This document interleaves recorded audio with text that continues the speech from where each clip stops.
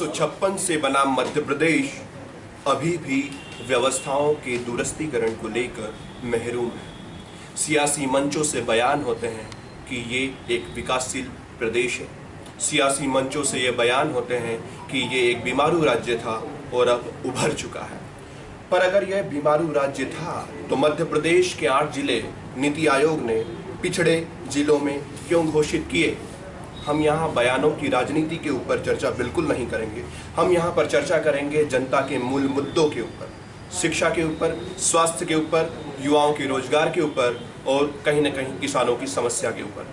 हमारे साथ मौजूद हैं प्रदेश कांग्रेस के अध्यक्ष कार्यकारी बाला बच्चन। हम उनसे जानेंगे कि आखिर 15 साल से जो व्यवस्थाएं हाशिए पर हैं, अभी पिछले 5 वर्षों से जो अफसरशाही अनियंत्रित हो गई है, उसको लेकर विपक्ष में कहीं न कहीं कांग्रेस भी कमजोर दिख रही है। एक ट्राइबल क्षेत्र से उभरा नेता कहीं न कहीं एक सरकार में स्वास्थ्य मंत्री बना और उसके बाद आज विपक्ष में है।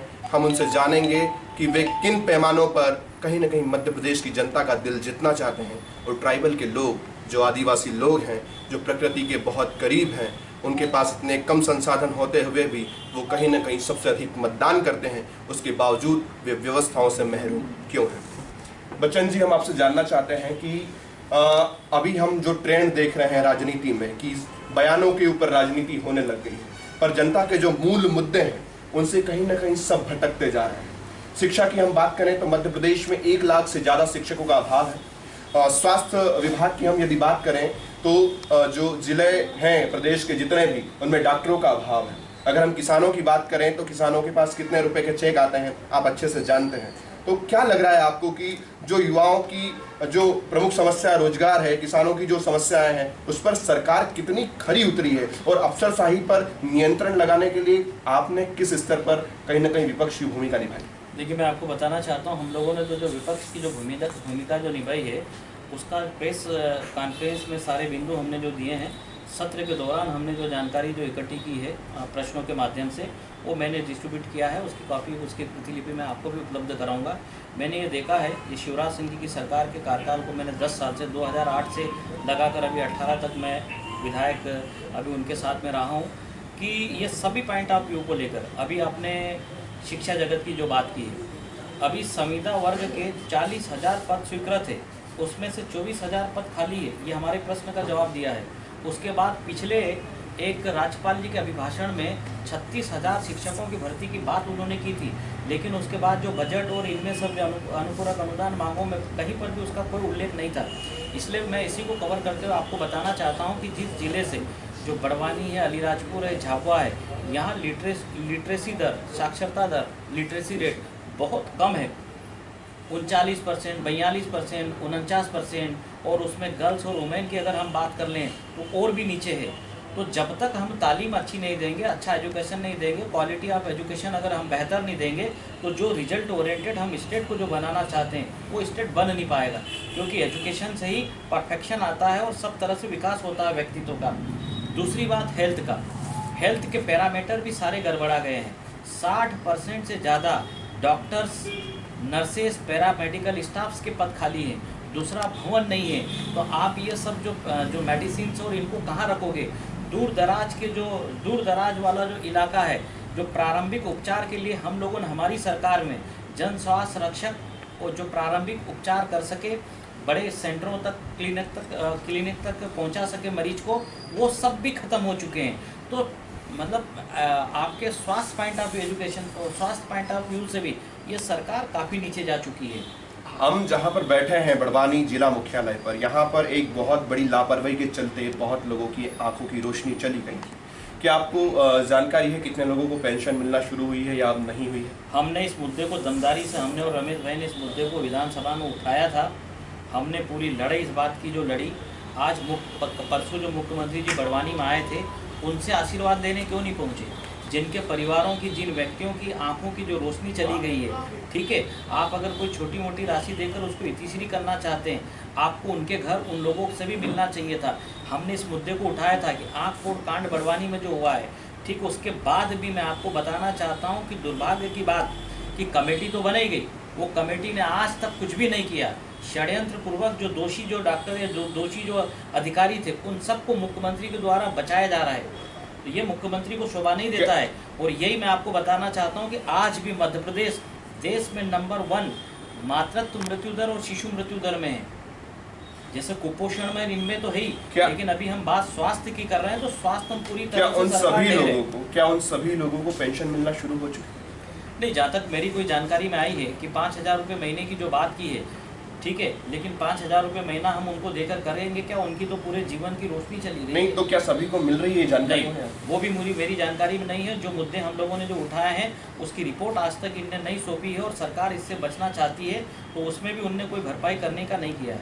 आपको शायद जानकारी में होगा कि देश के प्रधानमंत्री नरेंद्र मोदी जी ने संसद के अंदर बड़वानी के पाटी ब्लॉक को कहीं ना कहीं बहुत संवेदनशीलता से लिया और कहा कि वहाँ जो सिकल सेल की जो बीमारी है और वो बहुत गंभीर है। ऐसी स्थिति में पार्टी को केंद्र सरकार ने कहीं ना कहीं गोद ले रखा है और प्रदेश में 2 ब्लॉकों का चयन किया गया है जिसमें पार्टी भी है।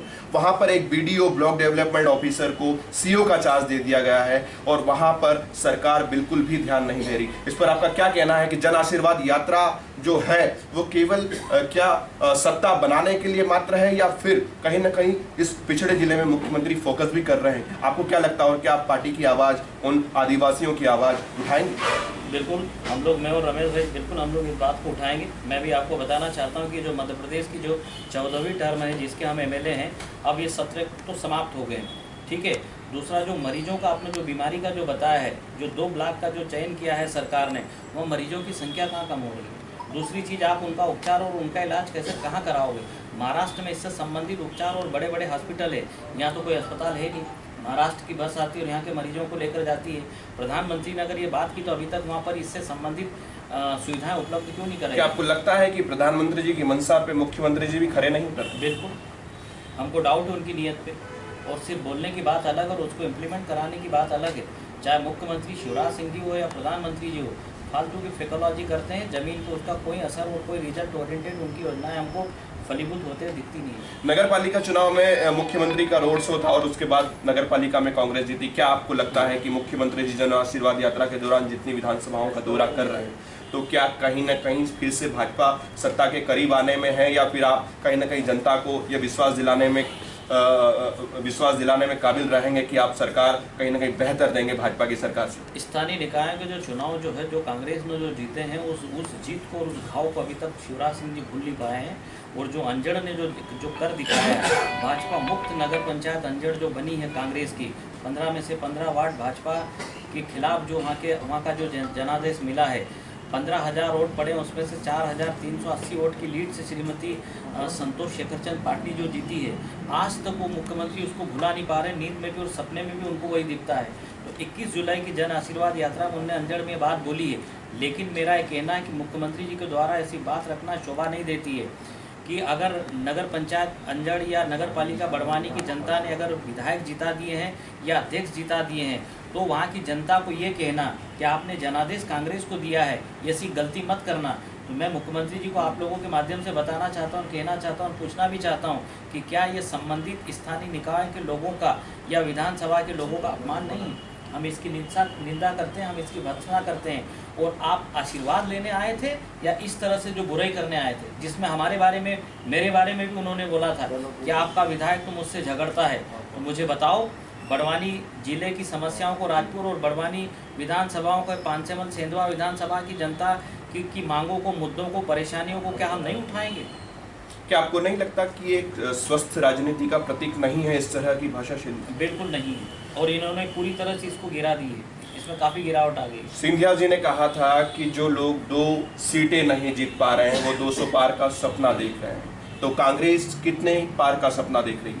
मैं आपको बताना चाहता हूं कि जो मध्य प्रदेश में जो पिछले 15 साल में, जो 2003, 8 और 13 में भाजपा ने और शिवराज सिंह जी ने जो वादे किए थे और जो अब वादा खिलाफी जो की है, 22,000 घोषणाएं की और उसको जो पूरा नहीं किया है, जिसमें सब, चाहे वो किसानों की बात हो, बेरोजगारों की बात हो, मजदूरों की बात हो, कर्मचारियों की बात हो, पेंशनर्स की बात हो, पिछड़ा और सर्वहारा वर्ग की जो बात हो, मैं आपको बताना चाहता हूं कि माहौल और वातावरण बन चुका है। और जनता अगर मांग करती है तो मांग पूरे करने के बजाय ये उनकी छाती में गोली मारने वाली सरकार बन गई है। आने वाले नवंबर 2018 में आप देखना, 150 से ज़्यादा सीटें कांग्रेस के नेतृत्व आदरणीय कमलनाथ जी के नेतृत्व में और राहुल गांधी जी के नेतृत्व में 150 से ज़्यादा सीटें कांग्रेस पार्टी जीतेगी। 150 से ज़्यादा विधायक जीतकर आएंगे और कांग्रेस का परचम मध्य प्रदेश में लहराएगा। मध्य प्रदेश के अंदर 2 करोड़ युवा मतदाता ऐसे हैं जो पहली बार मतदान करेंगे। आपके पास युवाओं के लिए कोई रोड मैप है क्या? बिल्कुल, हमारे पास रोड मैप है। मैं आपको बताना चाहता हूं कि मैंने अभी ये प्रश्न पूछा था पिछले सत्र में कि कितने बेरोजगारों की संख्या रजिस्टर्ड है इन कार्यालयों में, तो 34 लाख बताई गई थी। 11 लाख बताई गई थी। किसी और के प्रश्न में उन्होंने 34 बताई थी, लेकिन मेरे प्रश्न के जवाब में 11,34,000 बताई गई थी। मैंने पूछा ये 11,34,000 में से ये बेरोजगार युवाओं को कितनों को रोजगार दिया गया? एक साल में 422 को।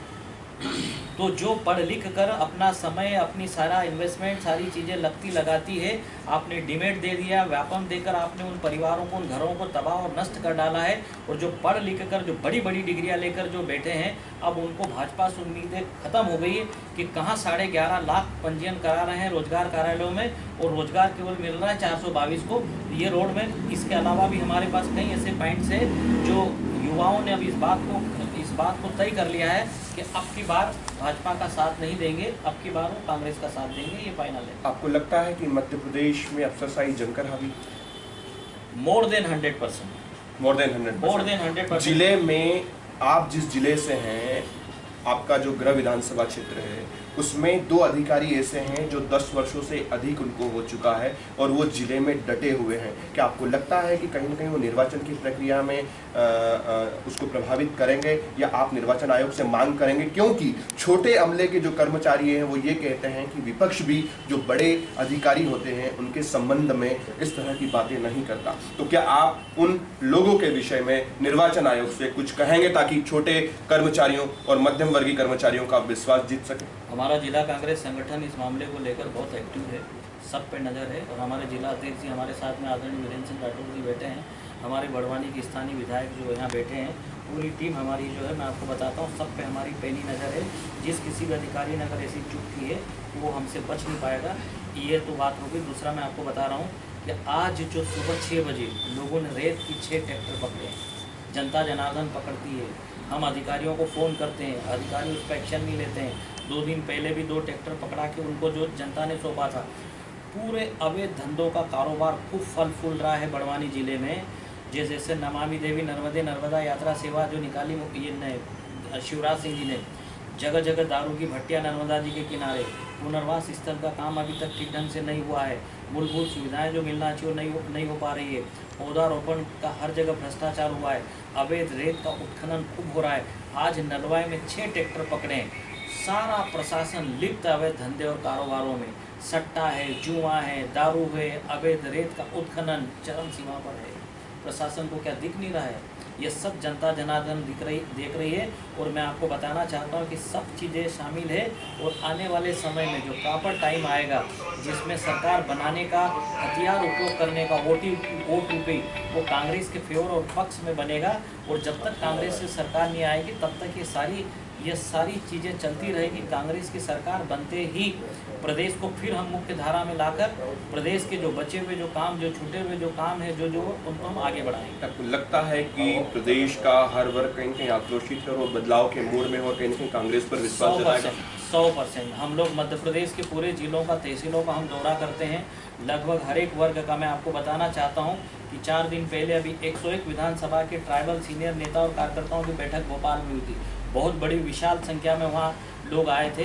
ऐसे ही कर्मचारियों का काम भी मेरे पास है, चाहे वो कर्मचारी हो कि किसान हो, सब में बड़ा आक्रोश है। मैं फिर से उनको रिपीट नहीं करना चाहता हूँ। सब ने अभी ये ठान लिया है कि अब की बार मध्य प्रदेश में कांग्रेस सरकार।